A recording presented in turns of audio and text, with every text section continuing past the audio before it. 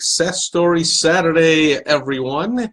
It is October 7th, 2017. Steve Sipress here. Rhino of the day is this very cool, rather large sheet metal rhino. So very cool. Somebody took the sheet metal and kind of soldered it all together. Some kind of golden tinged solder around the eyes and the nostrils and the horns up in front. Very cool. And otherwise, sheet metal rhino, very cool. Hollow on the inside, sheet metal parts, pieces all around. Very cool honking piece of metal. Very appropriate to the subject of today's Success Story Saturday, who it goes by the name of Richard Jordan Gatling, most famous for the inventor of the Gatling gun, the world's first successfully functioning machine gun, a big hunk of metal. See what I did there? And so the story as it goes, Gatling was born to a farmer, as many Americans were in those days, self-employed, business owners, entrepreneurs, as it were, before the Industrial Revolution and the creation of all kinds of needy, dependent people. So he was born on a farm, and he was tinkering and improving all kinds of farm implements on his dad's farm. And he loved doing that, and he became an inventor. When the war broke out, actually, one of the first things he invented was actually planting equipment. It would like fire the seed, dig a hole and fire the seeds into the ground. This revolutionized farming all around the country. Was so much faster and easier now to sow so many more seeds and plant so many more fields and have so many more crops coming up. So that all goes to Richard Jordan Gatling.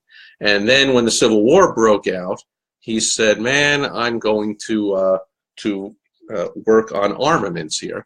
And what caught his attention was supposedly some study that showed that more soldiers died in battle in the Civil War from disease than they did from battle itself. And so he said, how can I come up with a solution to the horrors of war?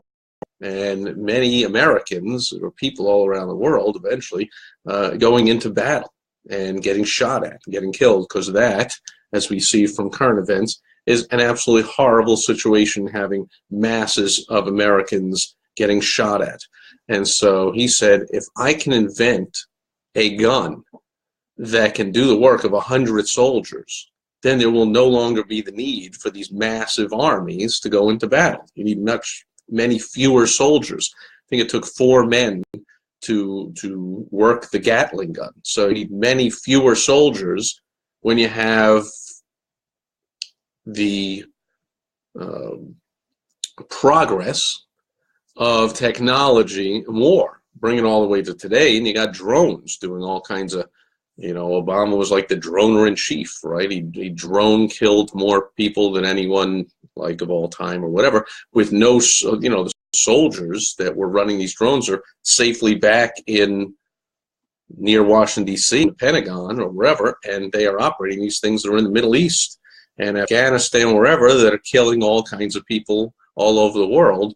And even if a drone got shot down, there's nobody, no human to die from that. Hey, who's here? Chad Powers here, Morris is here, Jim Costa's here. Thanks for the likes. And so that's how Gatling came up with the Gatling gun, to save lives, to invent a gun that could take the place of many, many, many soldiers needing guns and therefore having to go into battle and die of disease and starvation and other wounds not even associated with just getting killed in the battle. And then after the war, actually a little trivia, something that intrigued me, was since Gatling was born in the South, and yet when he invented the Gatling gun, he was living in Indianapolis in the North. And so the Union Army really did not put his Gatling guns into use. They had some fear that he was going to sabotage them because he was actually born in the South, and so therefore they didn't want to use his Gatling gun, which they put like a dozen or so into use near the end of the war. But it was after the war ended that the U.S. Army and the U.S. government, and then other governments all around the world started buying these Gatling guns, and Gatling revolutionized warfare, just as he had revolutionized farming. And then he invented all kinds of other things, and each time started different companies to sell and market each invention, and he became very wealthy and invested in other things. As the story goes, he won and lost fortunes, as entrepreneurs do. We have a roller coaster life. So he had the ups and downs. Some things worked, some things didn't.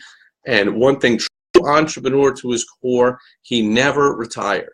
When he was in his 80s, his early 80s, he invented the very first motorized plow for a farm that would revolutionize farming, of course, once again.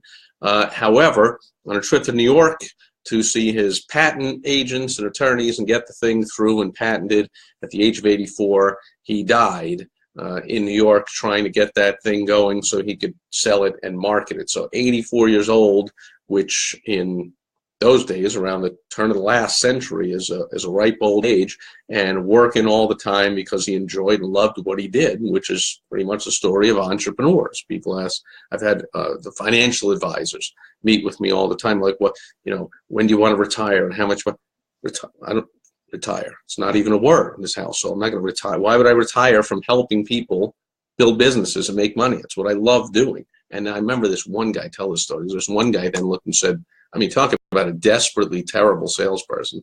He looked at us and he said, well, what if you get hit by a bus? He's still trying to sell his retirement crap no matter what. And I'm like, dude, have you heard of this Stephen Hawking guy? Like, guy's in a wheelchair, can't even move like pretty much any part of his body. He's still writing books. He's still speaking. He's still teaching. He's still helping other people. That'll be me. So time to get a new financial advisor. And I looked right at him. I said, like, do you have any clients who are entrepreneurs, business owners?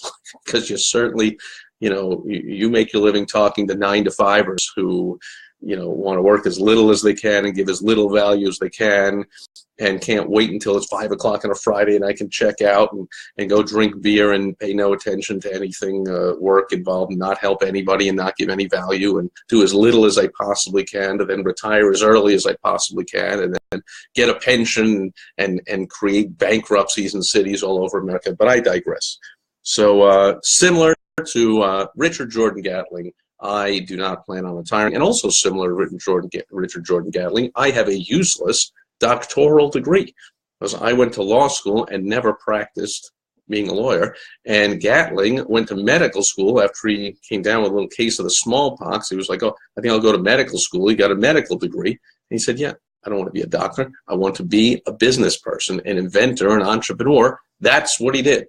So Richard Jordan Gatling is today's success story of the week. And thanks for being here today. I don't see any questions or comments or concerns. Hope you're all enjoying your weekend. I'll be back to check in tomorrow on Sunday Fun Day. I have an interesting experience I'll be sharing before I leave home to take part in that experience tomorrow. So I hope you'll join me then. And thanks for being here today. Over and out. Bye-bye.